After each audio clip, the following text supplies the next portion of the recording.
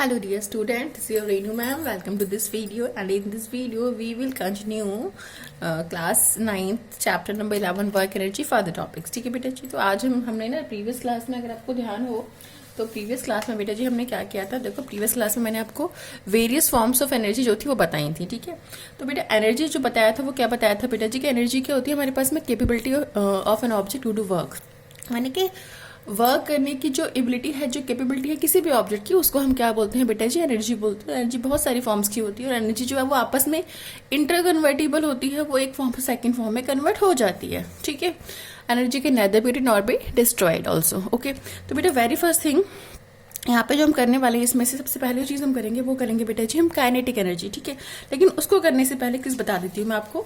देखिए जरा, वो ना बाय मिस्टेक ऐसा हुआ, कल जब मैंने आपको ये कराया था टॉपिक तो उस टाइम मैंने गलती से यहाँ पे न्यूटन लिख दिया था बेटा। वर्क की यूनिट जो है वो जूल, मैंने आपको स्टार्टिंग में डिफाइन जूल ही कराया था, but still by mistake I have written newton. तो इसको ना न्यूटन मीटर कर लीजिए। ठीक है, क्यों बेटा, वर्क जो होता है फोर्स इंटू डिस्प्लेसमेंट होता है, तो जूल भी लिख सकते हो आप, न्यूटन मीटर भी लिख सकते हो, both are equivalent to each other. ठीक है, तो मैं यहाँ पे इसको ठीक कर दे रही हूँ, ये न्यूटन मीटर और जूल। ओके, इसे करेक्शन को प्लीज कर लीजिएगा आपने। ठीक है, प्लीज इस करेक्शन को कंप्लीट कर लीजिएगा अपनी उसमें जहाँ पे भी आपने नोट डाउन किया होगा। फाइन, चलिए बेटा जी अब स्टार्ट करते हैं। Today's topic is kinetic energy. ठीक है बेटा, काइनेटिक एनर्जी होती क्या है, what is kinetic energy. Okay, देखिए बेटा जी, काइनेटिक एनर्जी की अगर हम बात करें simply, kinetic energy of a body और kinetic energy of an object is defined as the energy possessed by the body due to its motion. माने कि जब बॉडी मोशन में है तो मोशन में होने की वजह से जो उसके पास एनर्जी है, that energy is known to be kinetic energy. Again I am repeating, अगर आपके जब ऑब्जेक्ट हमारे पास मोशन में होता है बेटा, यानी कि मूव कर रहा है, ठीक है, किसी भी वेलोसिटी से मूव कर रहा है, वेलोसिटी चेंज हो रही है जो भी है, तो अगर आपके पास में ऑब्जेक्ट मोशन में है, जब ऑब्जेक्ट मोशन में है आपके पास में, तो उसकी जो एनर्जी होगी due to that motion, that energy is known to be kinetic energy. Okay, I am just writing here. तो बेटा जी kinetic energy of an object is defined as the energy possessed by the object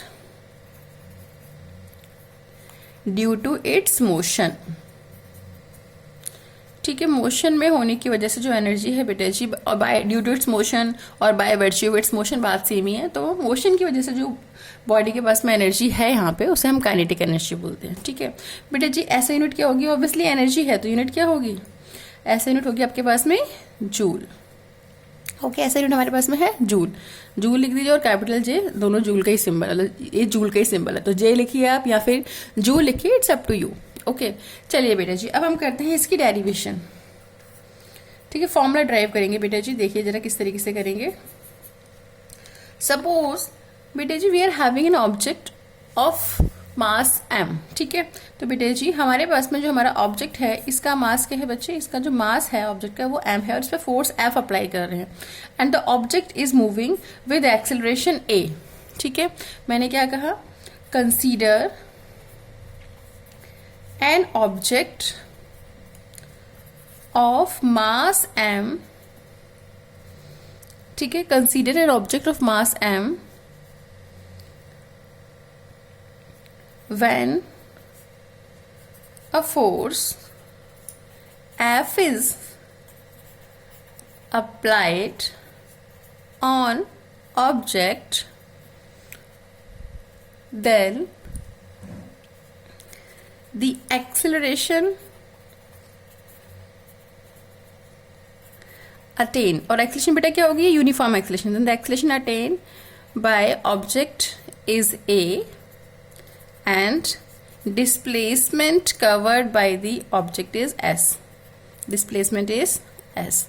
ठीक है, very short बताती हूँ क्या करना है, कुछ नहीं करना है बच्चे। लेट f जो है हमारे पास क्या है, फोर्स अप्लाइड, इस तरीके से लिख लो वो बेटर है। m क्या है बेटा जी, मास ऑफ द ऑब्जेक्ट। ठीक है, s क्या होता है बेटा हमारे पास, डिस्प्लेसमेंट, कितना ऑब्जेक्ट ने मूव कर दिया है। u होता है बेटा जी आपके पास में इनिशियल वेलोसिटी का symbol, initial velocity of the object, and बेटा v होता है final velocity of the object.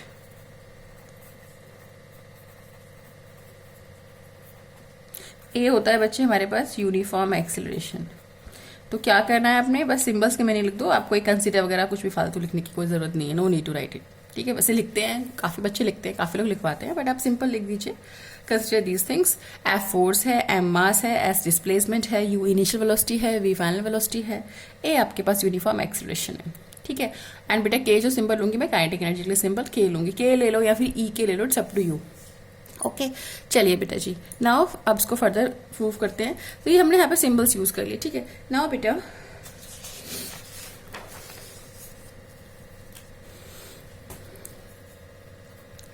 Using third equation of motion. बेटा जी इक्वेशन ऑफ मोशन हमने क्लास इसमें चैप्टर नंबर 8 में कर ली थी ऑलरेडी, है ना। Using third equation of motion, third equation बेटा आपसे क्या कहती है, थर्ड इक्वेशन कहती है that v square minus u square is equal to 2as। ये आपके पास थर्ड इक्वेशन होती है। ठीक है, v square minus u square is equal to 2as। Okay, यहां से मैंने क्या करना है, यहां से बेटा जी सिंपल सा है, मैंने s की वैल्यू निकालनी है। तो from here I will have s is equal to v square minus u square upon 2a। ये s का आ गया। नाउ बेटा इक्वेशन नंबर 1 ले लेते हैं इसको। Okay, now using Newton's second law of motion. ठीक है बेटा, सेकेंड लॉ ऑफ मोशन आपसे क्या कहता है, सेकेंड लॉ ऑफ मोशन आपसे कहता है that F force applied is equal to mass into में acceleration, F is equal to mass into में एक्सेलरेशन। ओके, तो ये हो गया इक्वेशन नंबर 2 ले लिया इसको हमने। Now we know that work done, बेटा क्या होता है वर्क डन, बताया था आपको।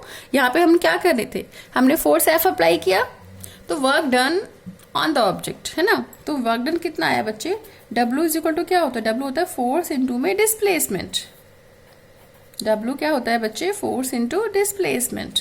तो W इज इक्वल टू, अब फोर्स इनटू डिस्प्लेसमेंट है बच्चे F इनटू S। नाउ बेटा use equation 1 and 2 in equation number 3, इसको मैंने इक्वेशन नंबर 3 नाम दे दिया। तो use equation 1 and equation 2, S की एंड एफ की वैल्यू को फर्स्ट सेकंड इक्वेशन से पुट कीजिए, यहां से लीजिए और यहां पे सब्स्टिट्यूट कर दीजिए, यहां पे रख दीजिए। ठीक है, तो on putting values of S and F from equation 1 and 2 in equation 3। Okay, equation 3 में पुट करने जा रहे हैं बेटा जी हम। ओके, इक्वेशन 3 में हम पुट करने जा रहे हैं किसकी वैल्यू, 1 एंड 2 की वैल्यू। ये फर्स्ट है और ये सेकंड, इन दोनों की वैल्यू थर्ड में पुट करने जा रहे हैं। तो बेटा जी आपके पास में W कितना आएगा, W आ जाएगा बच्चे, F कितना था ma, और S कितना था बच्चे V square minus u square upon 2a। ठीक है, तो इस a से ये कट गया, तो बेटा W आ गया half m V square minus u square. Okay, that means W is equal to half m v square minus half m u square. Okay, now बेटा जी इनिशियली हम ऑब्जेक्ट, हमने कहा था आपसे काइनेटिक एनर्जी क्या होती है, energy possessed by the object due to its motion. तो मोशन की वजह से जो एनर्जी है that is your kinetic energy. ठीक है, नाउ इनिशियली, ठीक है, इनिशियली बेटा जी u क्या है हमारे पास में 0, initially u is equal to 0, that means W क्या आ जाएगा बच्चे, हाफ m v स्क्वायर, माने मोशन में आने के बाद कितना वर्क हुआ है, half m v square. Okay, that means W is equal to k, we know that, है ना, we know that W is equal to k, this work done is stored, basically जो वर्क डन है वो convert किस में हो रहा है, वो काइनेटिक एनर्जी है।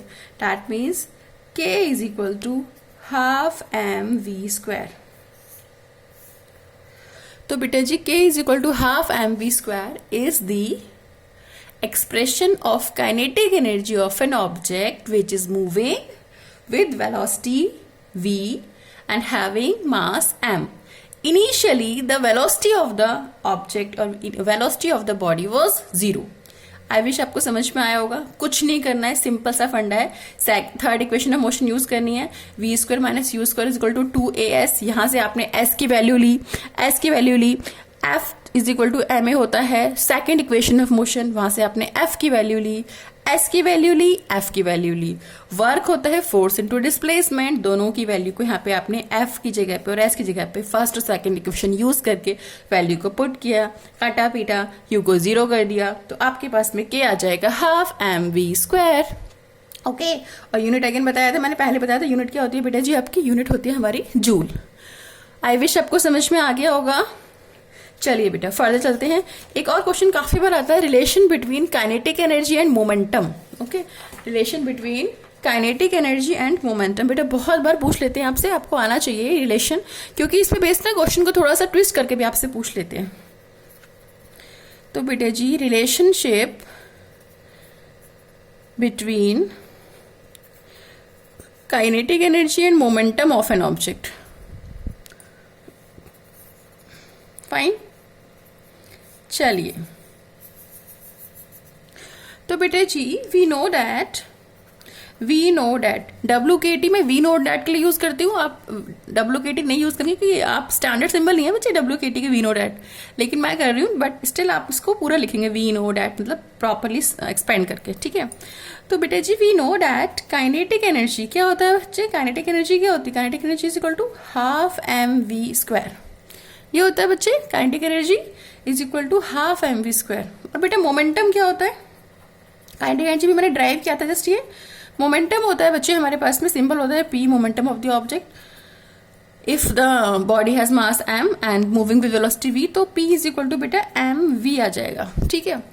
तो p is equal to mv। तो क्या होता है आपसे जब एग्जाम में पूछा जाता है कि अगर मैंने मोमेंटम को डबल कर दिया तो काइनेटिक एनर्जी पे क्या इफेक्ट पड़ेगा, ठीक है, कैसे चेंज होगी, तो बच्चे क्या करते हैं, जो गलती करते हैं मोस्टली, हाफ mv स्क्वायर है, इसको हाफ mv इंटू v लिखते हैं, फिर उसको हाफ pv, फिर बोलते हैं मोमेंटम डबल हुआ तो काइनेटिक एनर्जी डबल हो जाएगी। बेटा ये रॉन्ग है, क्यों, क्योंकि बेटा जी जो काइनेटिक एनर्जी का एक्सप्रेशन उसमें देखो हाफ mv स्क्वायर है, ठीक है। तो v जो है, v चेंज होने, मोमेंटम जब चेंज होगा तो ऑब्वियसली वेलोसिटी चेंज हो रही है ना, तो आप एक mv की जगह पे p पुट कर दूसरी v को ऐसे छोड़ दो, ऐसा नहीं चलेगा, ठीक है। क्या करना है वो देखिए बेटा जी, इसको फर्स्ट इक्वेशन ले ली, इसको सेकंड ले ली, है ना। तो k is equal to half mv square होता है बेटा हमारे पास में, p is equal to mv होता है। करना क्या है, हमने कुछ नहीं करना, simple using equation first k is equal to half mv square, ठीक है। तो मैंने इसको m से मल्टीप्लाई किया, m से डिवाइड किया, now it look like half m square v square by m, ठीक है। यानी कि इसको हम लिख सकते हैं m स्क्वायर v स्क्वायर है तो mv का whole square upon 2m, k is equal to mv का होल स्क्वायर अपॉन 2m। ये आ गया बच्चे हमारे पास में। नाउ mv क्या होता है, मोमेंटम होता है, तो बेटा k हो जाएगा p स्क्वायर बाय 2m। तो ये आ गया relation between kinetic energy and momentum. और इसको थोड़ा सा घुमा के लिखना है, p को लिखना है अगर k की फॉर्म में, तो कैसे लिखेंगे, ये 2m के इधर 2m मल्टीप्लाई अपॉन में ना, इधर के मल्टीप्लाई हो जाएगा, 2m k is equal to p square, तो बेटा ये रूट इधर आ जाएगा, root 2m k is equal to p। तो बेटा जी ये हमारे पास में आ गया that momentum is equal to under root 2m k, ठीक है। तो दोनों आपस में डायरेक्टली प्रोपोर्शनल नहीं है, एक बार k को देखा जाए तो वो मोमेंटम के स्क्वायर के संग प्रोपोर्शनल में होता है, और p को देखा जाए तो वो रूट के संग प्रोपोर्शनल में होता है k के साथ। ओके, तो आई विश आपको समझ में आ गया होगा। नेक्स्ट टाइम जब आप रीजनिंग करेंगे मोमेंटम और काइनेटिक एनर्जी रिलेशन में, तो आपको कंसेप्ट पता होना चाहिए, इसके बिहाफ पर ही आप करेंगे, ठीक है। चलिए मिलते हैं बेटा नेक्स्ट वीडियो में, और उसमें हम इसके कुछ क्वेश्चन करेंगे, फिर हम फर्दर टॉपिक करेंगे। Okay, till then bye. अगर आपको वीडियो अच्छा लगा होगा तो इसको दूसरे लोगों के संग शेयर कीजिए ताकि दूसरे लोगों को बेनिफिट हो सके, ठीक है। और आप चैनल पे नए हैं तो प्लीज सब्सक्राइब कीजिएगा। चलिए बेटा जी मिलते हैं नेक्स्ट वीडियो में, बाय।